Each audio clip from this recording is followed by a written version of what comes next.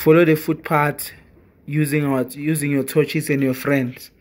You follow the S footpath. S. Find a snake. Then let's follow another footpath. Then we follow the red footpath. The red footpath.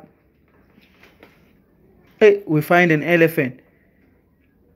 Then we follow the green footsteps. The green footsteps. The green footsteps. Hey, we find a lion. Then another footpath. Then we follow the blue footpath, the blue footpath, the blue footpath. Find a rhino.